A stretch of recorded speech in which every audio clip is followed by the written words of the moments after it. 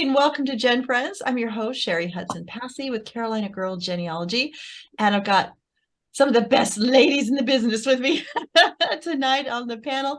Laura Hedgecock from Treasure Chest of Memories is here. Hi, Laura. Hi. I just noticed my background. I'm still way decorated. That's really that's fine. That's good. It keeps us in the holiday spirit. That's why we probably have such a small panel tonight. People are still in the kids haven't gone back to school yet and those types of things. And of course, we've got Melissa Barker, our archive lady is in the house. Hi, Melissa. Hello, glad to be here. I'm so glad that you two are here because we've got a couple of things in common coming up. And we wanted to talk about, we are 2 months out of RootsTech 2023. As the date of this recording, we are 2 months out. We are 2 months out. So we thought it would be fun to come on and talk a little bit about why we love RootsTech, what's happening this year. It's a little bit different than it's been before.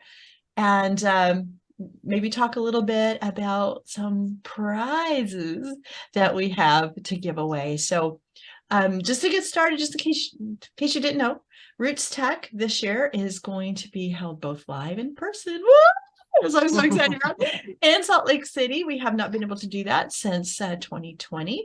So I'm very, very thrilled. And they have kept their online version that they've been doing for the last couple of years. So I'm excited because that pulls everybody in. Those people who are not ready to travel, can't travel to participate in this amazing learning opportunity, and those of us who have really wanted to get back to Salt Lake and back in person. So when they announced this, you probably could have heard me yell everywhere. I get to go back to Salt Lake, and yay, those friends that can't, like Melissa, we still get to hear from her. And I think that's just amazing because we haven't been able to the way they had done things in the past. So I'm very, very excited. Again, it's the 2nd through 4th of March. So many perks for both, whether you're going to go in person or whether you're going to watch it online. And some of the perks are being in person. What would you say, Laura, since you're going to be there in person? Well, of course, one of the big things is it's the Q&A is a little more, because there is Q&A opportunities on the virtual as well. But you can go up afterwards and speak to the speaker, ask questions, and it's just more conversational. I always find being there super invigorating. Part of it's the speakers, but part of it too is just the atmosphere and seeing other genealogists and things like that. And then of course there's the family history library. Oh yes. which is definitely, if you are going in person, it's definitely worth going early for that. Exactly. Yeah, I'll be there early for that. And it's completely been redone. So if you have not been to Salt Lake in a while, you won't even recognize the place. It's completely, and they pulled it so many more books. So that's what I'm going to focus on, the books, because they pulled a lot of books out of storage because they were scanning them. And so they've had them off site. Well, they brought a lot of them back now. So some of the books you might not have been able to find before should be on the shelf. So that's one of my priorities when I'm there, is to look through the books. I think the expo hall is, I'm glad that they can do a virtual expo hall. But when you're there in person, you get the hands-on. You get to play with things. We do a lot, and people watch and people see us do the genealogy TV shows, especially Relative Race. Well, they always have a booth, and you can get to go play with the games, those types of things. So I want to do that little race car thing. yeah, maybe they'll have that, right? And so, if you're interested in any types of programming or those kind of things, you can go play with it. I know they're trying to work those types of things in to the virtual, but you can only do so much virtual. But at least you can go virtually. At least they didn't just say, okay, we're just going to go in person now, and we're not going to have anything else virtually for people to go to. So that, I think it's a good, I was afraid they were going to do. They were going to do that. What's that? I was afraid they would say this virtual platform has been so successful. This is just the way we're going to do it. Yeah, I was scared too. Yeah. I was scared of that too. So I think if they can figure out, I think they have, and I'm sure it'll change up a little bit every year as they see what works and what doesn't work. I think they'll just continue with this platform. Melissa, why don't you talk for a few minutes about the benefits of being virtual, of the online programming? Well, I'm a huge advocate of online RootsTech, online education. Working as an archivist full time, I don't get to travel. And to be honest with you, I'm not much of a traveler anyway. So that's why I started my speaking career in 2015, speaking virtually. I pretty much 100% speak virtually. And I reach a much wider audience that way. And with RootsTech, several years ago, and I can't remember what year it started, but on Twitter, we started the hashtag #NotAtRootsTech, which was kind of interesting. Was it the year before last, whenever they didn't have it and it was all online? Yes. So everybody was not at RootsTech, at RootsTech. So we weren't sure what to do with that. But so if you're on Twitter, come over there, and if you follow hashtag #NotAtRootsTech, then you'll see all of us doing that. But for the last 2 years, I have spoken at RootsTech. I have done recorded sessions and sent those in. But this year, I'm very, very happy and very pleased to say that I'll be doing 2 1-year session. 1 year. That's long. These are 1 really hour long talks. I know. 1 hour sessions live virtually. So I'm very excited about that. Yeah. And we can get on the website later and watch it. So that's the cool absolutely thing too. So if you're going in person, what I would say is look and see what's being put on the website to help you choose classes, because inevitably it's late. Inevitably. It's late here in South Carolina. There's going to be 2 classes that you really, really, really want to listen to.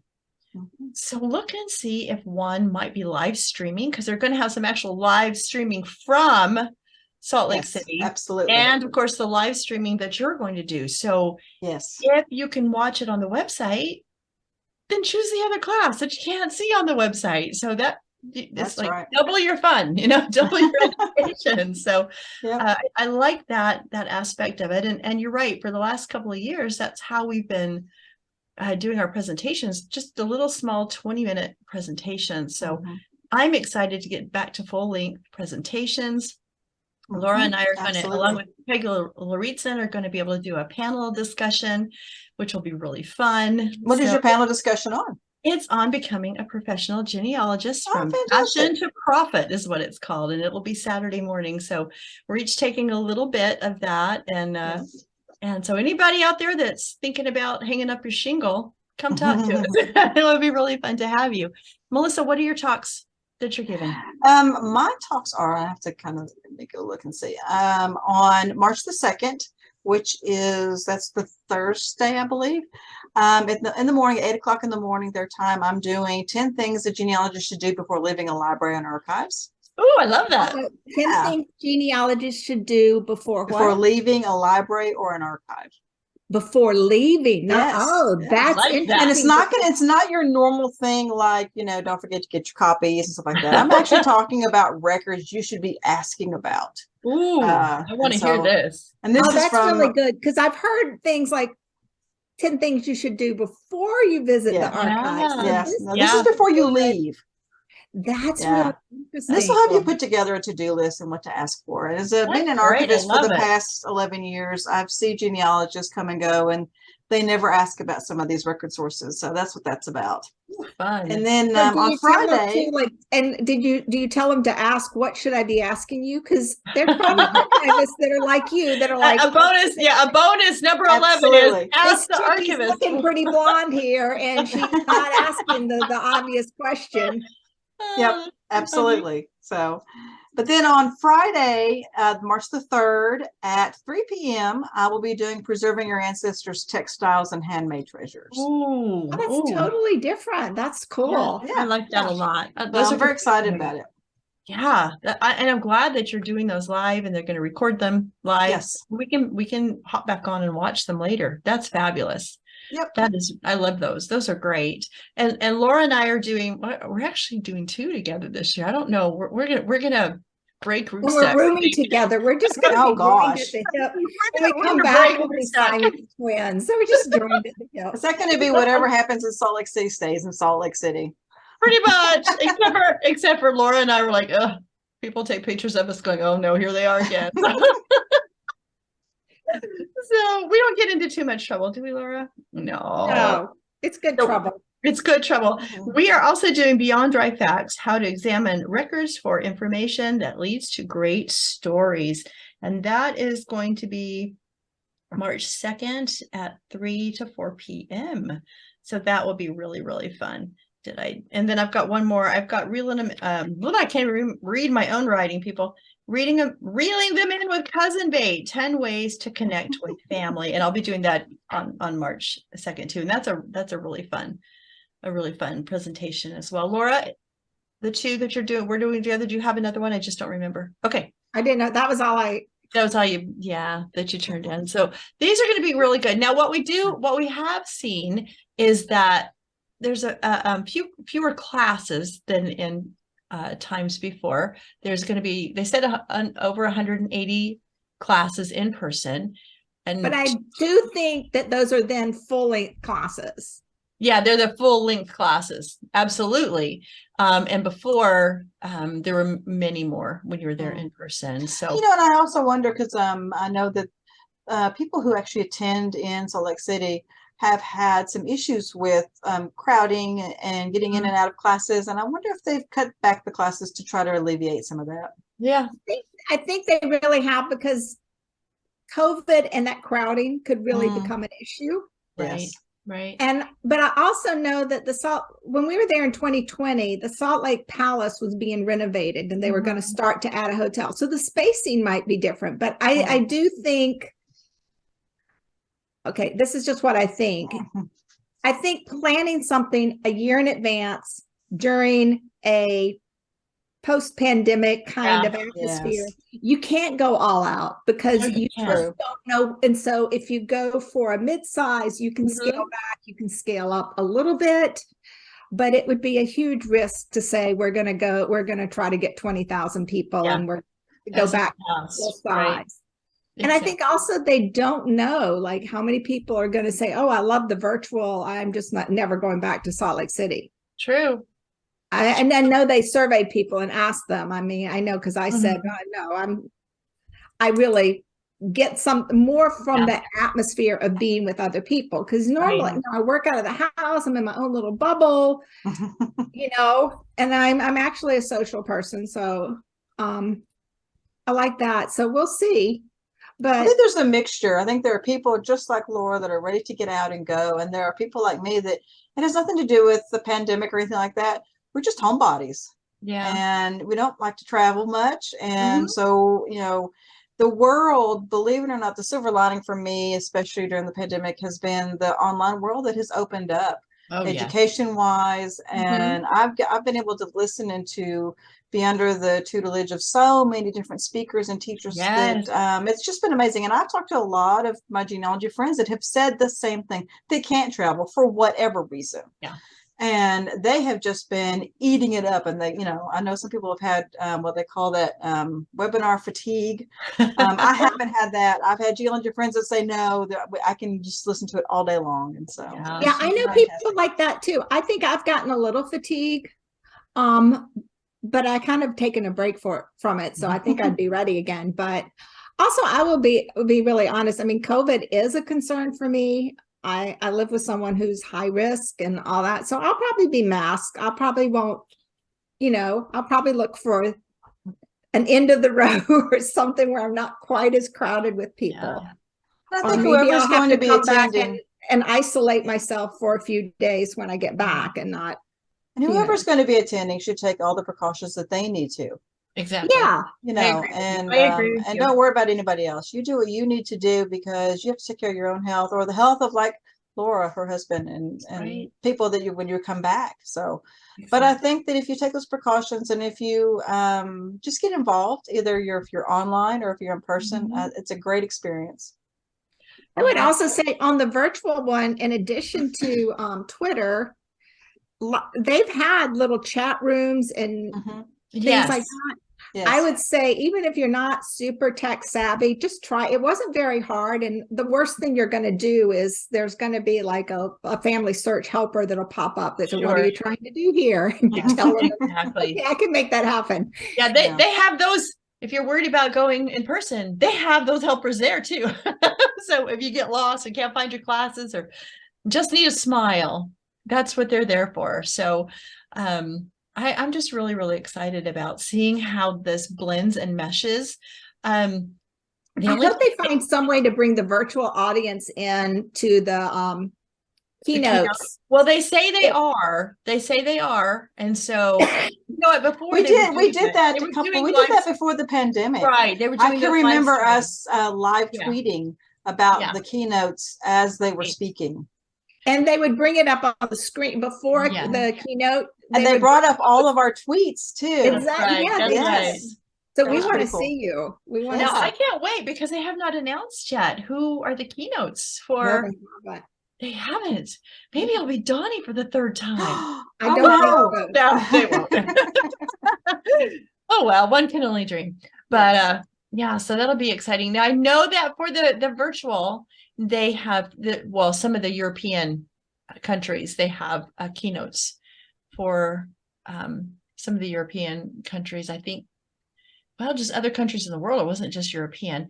And I think what's really interesting too is for virtual, they have got classes in so many different languages, which I think is something that needs to be continued in this format so that everybody around the world can feel comfortable in coming in and taking a class and learn about how to research in their area in their own language. So I'm loving those kind of things.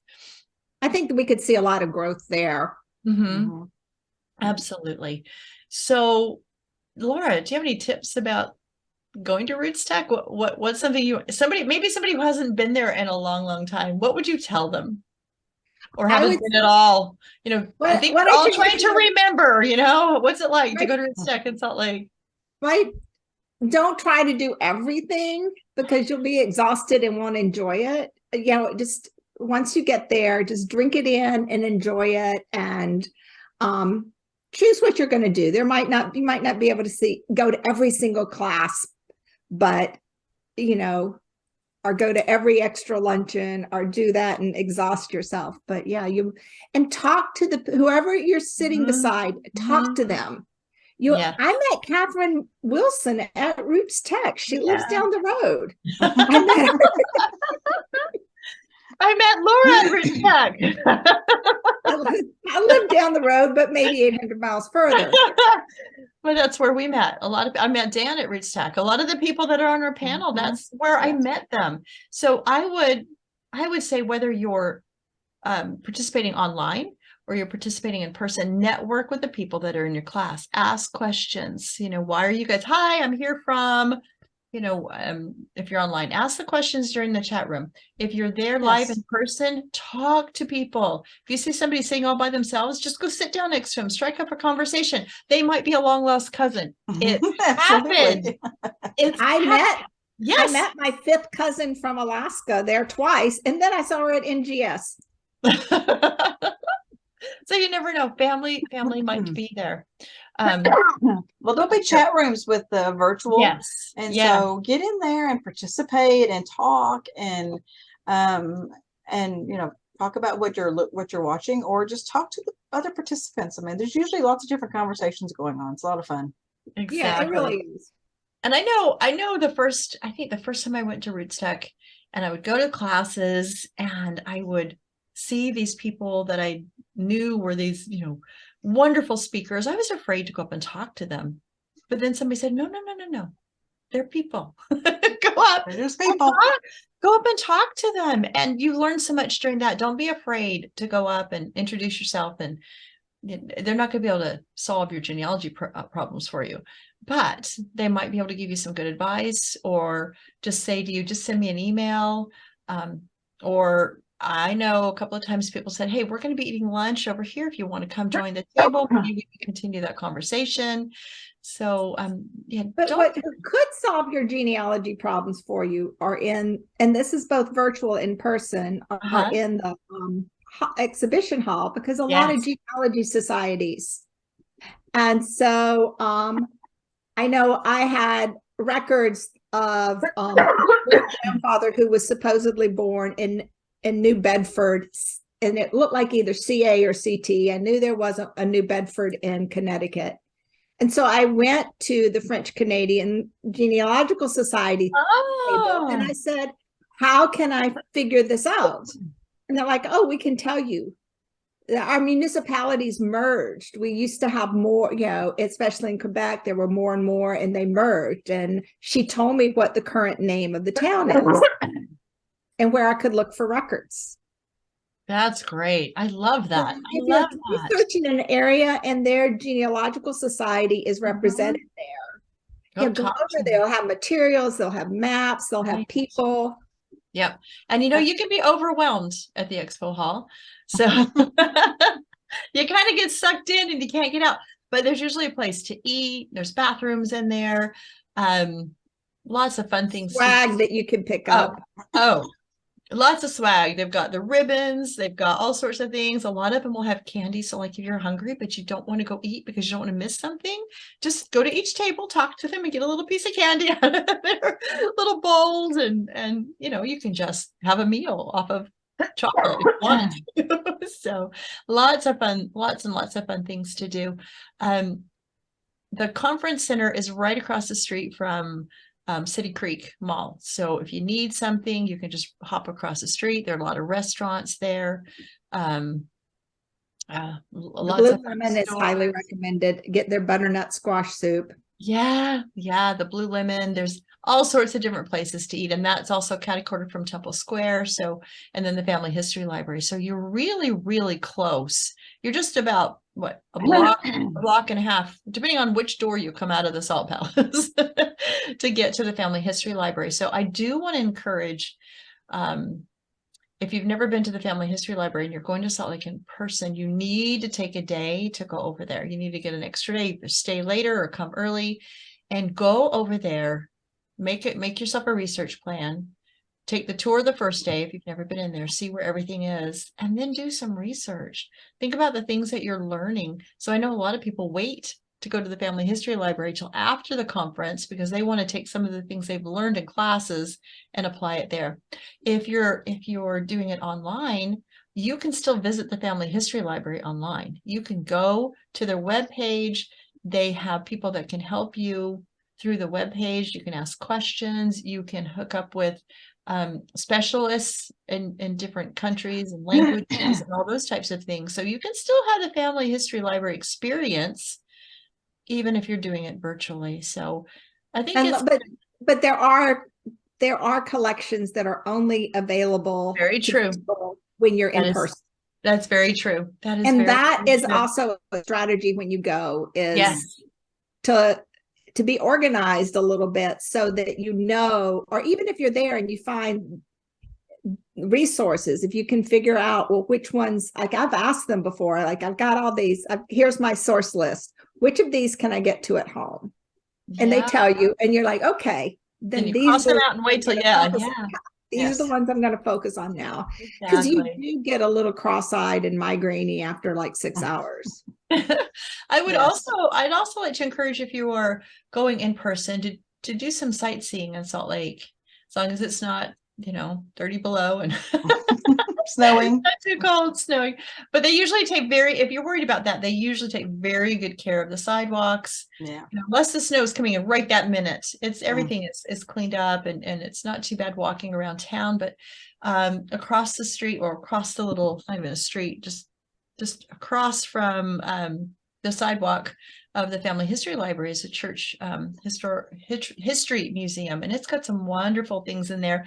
And just a tip, they've got a gift shop, and every time I go in there, they've got something to do with family trees that I end up taking home. Little ornaments for my tree, a family tree that I hung up all my kids on, little silver tree, pictures of them. One that I put my grandkids all on. So go look over there because that's a good tip. They've got a lot of stuff over there that you might want to go get. And so Temple Square, if you're interested in going there, is under construction right now because the Salt Lake Temple is being redone. They're making it more earthquake proof. And so COVID slowed it down. I thought it was supposed to be done 2024, but now it looks like it's pushing that out to 2025. You can still walk through it. But you're not going to get the pictures over the reflecting. You're not going to get the full sense of the beauty of it because of all the construction. So now, can people go to the hear the tabernacle? Yes, they can go. And so what I want to do, if you are interested in that, it's at 8 or 8:30 on Sunday mornings. It's been so long since I've been at Salt Lake, I don't remember if it's 8 or 8:30. You just have to get there. There's no tickets required. Some parts of the year it's from the tabernacle on Temple Square. And some parts of the year in more high touristy areas, it's across the street, and there's a conference center, and because that room is bigger. They might just be doing it there because of construction. They might just only be doing there, but you can look that up. You can look that up online, and it'll tell you the dates and where they're going to be. All you have to do is remember to go in and sit down and be really quiet because it's live. It's live. Music and the spoken word is live every Sunday morning. But if you haven't been, it's the most beautiful thing that you could ever experience as far as church music, choir music. It's just unbelievable, the sound that they make in those two buildings. It's amazing. And you forget the boom cameras are going around and all that as you're recording. And they ask you not to clap and those types of things. Be really quiet. So that's something else somebody might want to do if they're going to go. And or you can join everybody else online and watch it. You can just go online and watch it if you want that experience. But so many fun things, and I'm really glad we've decided to keep this mesh together. Now, all three of us happen to be not only speakers for RootsTech, but we're also they've changed our name from ambassadors to influencers. We're now influencers, and what that means is we're responsible for getting the word out for what's going on for RootsTech. And so, once they make announcements about who keynotes are, we're supposed to get that out, all those types of things, and encourage people to go and show them how to go, where to go to the links and all those kinds of things. So one thing they asked us to do in the month of January is to come up with a competition, a contest for people to be able to win a in-person 3-day registration for RootsTech. Now, this doesn't pay for your flight out there. It doesn't pay for your hotel room. It just pays for you to get into the conference, which includes the keynote speakers, and it includes the expo hall. Yes, Laura? Yeah, I'm just looking at the list. I'm making sure you get it all right. So you get to do all those things for free. But like I said, was there something that I missed? The expo hall? Basically, the keynote, includes all the classes. It includes everything that's virtual. They say over 180 in-person classes with live Q&As. They say in-person research help at the Family Search Library, but I think they just mean you're there. So you can go across the street and do it. I mean, but anybody but you don't even have to have a pass for RootsTech to go do that. Yeah, exactly. But it's just a perk. But yeah, so the value is $98 this year, because it is, I think that is a little lower than but I think they're just saying we're so we're gonna or it's one less day, so it's 3 days. Yeah, that's right, because they'd gone to 4 days. In 2020 they were up to 4 days, and so 3 days that we're gonna by Saturday we're gonna be going, what, it's over. We did that at 4 days. What? I know, we did that 4 days. So anyway, so all three of us, Laura on her treasure chest of memories, Melissa on her an archivist a genealogist in the archives. I said it backwards. An archivist in genealogy works too. Yes. and then my Carolina Girl genealogy blog. We are going to put the links to our contests in this recording, so it'll be on the blog and it'll be on the recording. So all you got to do is link.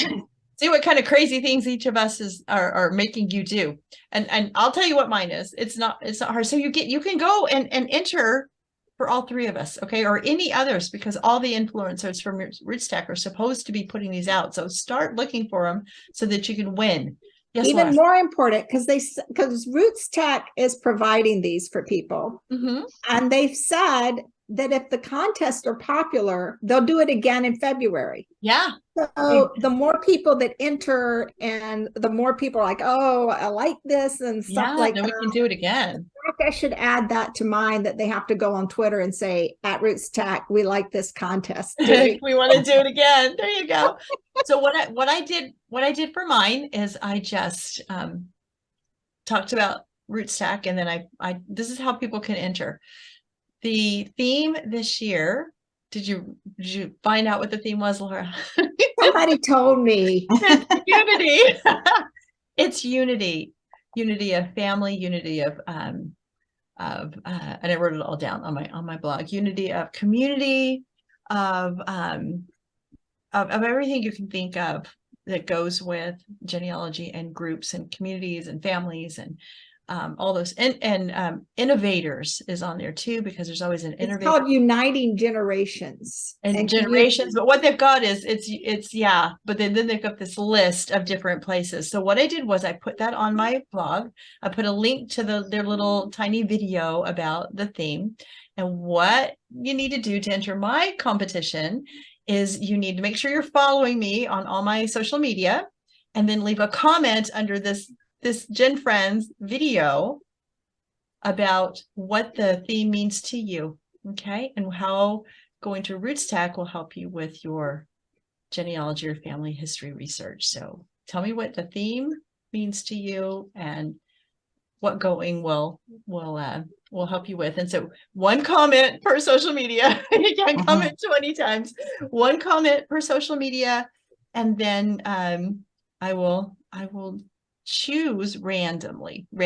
So don't think you've got to write a big, just tell me. It'll just be interesting. I'm not looking for the best comment or the best, I just want to read them, and then I will do a drawing of numbers and let you know who wins. And my competition is going to end on the 18th, because I'm going to be real busy the week after that. So I need it to be done so I can find the winner and let y'all know before the end of January. Anybody else got theirs written yet that wants to tell people? I have mine. You want me to be a surprise? I have mine mostly set up. I'm using an app called Raffle Press this year, which I've never used before. And it can, it does the like on social media, but it also lets you ask them to send out something on Twitter. And so the more things you click on, the more chances you have to win. And then it picks the winner. Yeah. So I think the thing that I used one before that's now paid, that you could say, I want you to leave a comment on my blog, which it won't do. So I'd like really the same question answered, but it's just going to be a freebie that you give to me, because it's not going to get you any points towards a free. Exactly. I just want to make mine short and simple.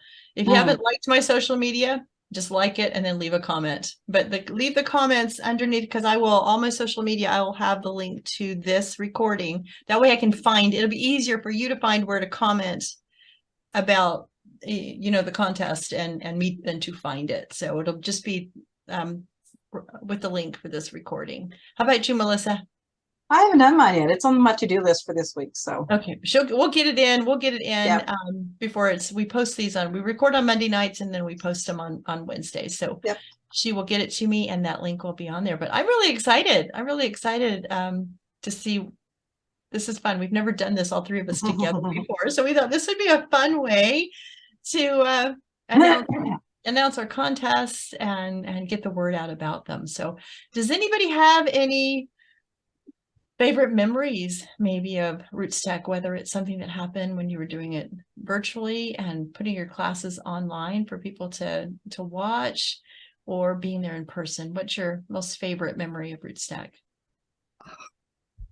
My most favorite memory is when the year, I don't remember if they did it 1 or 2 years in a row, but anyway, when all of us not at RootsTech Twitterdom, where they were showing those at Salt Lake. That really got a lot of us excited. So it was very cool to know that they were including us and showing our tweets live. They're on the screens for everybody to see. So it was that was a highlight for all of us. That's fun. Laura, what about you?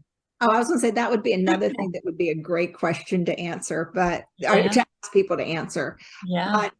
I can't decide. There's so many great ones. A lot of them are around the people that I met or saw or things that went on.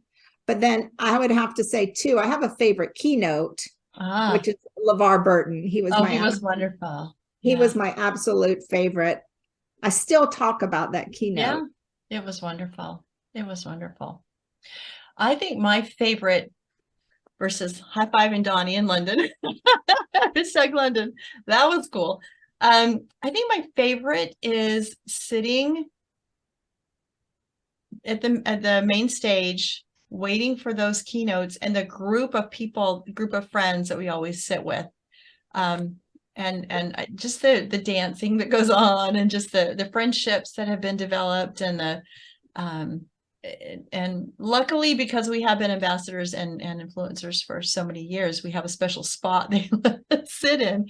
And so I think the friendships, really, I've learned a lot of things. I've learned a lot of ways to be a better presenter, better genealogist, and all those kind of things with my profession as well. But I think what I hold most dear are the friendships that I've been able to create and to continue. And it's like a family reunion. And that's why we keep telling Melissa, we know that you can't come, but maybe one year you'll be able to, 1 year. Or maybe we can just all meet. Maybe we can have a GenFriends reunion somewhere, but meet in person thing. But and Melissa, like another thing you get to do is so first of all, if you don't do it already, in Salt Lake City, ask for a higher floor in your hotel so that you don't get your view of the mountains obstructed. That's right. There you go. Make sure so wonderful to wake up to mountains, and like around dinner time, you're in the room telling the mountains good night. It is so beautiful, just the surroundings. Yeah, so that's what I say. Take advantage of where you are. Yeah, I love waking up to mountains. Yeah. So I'm just glad, and I hope that if you have not heard anything about RootsTech 2023, that maybe we've given you some things to think about, and we've encouraged you, whichever way works best for you, to be able to attend. It's one of the best and biggest conferences in the world to learn about family history, genealogy, all those things that you're looking for, and to find some support and some people who will actually listen to you talk about your family and understand how you're feeling. And so I encourage everybody to figure out a way to go. It's free.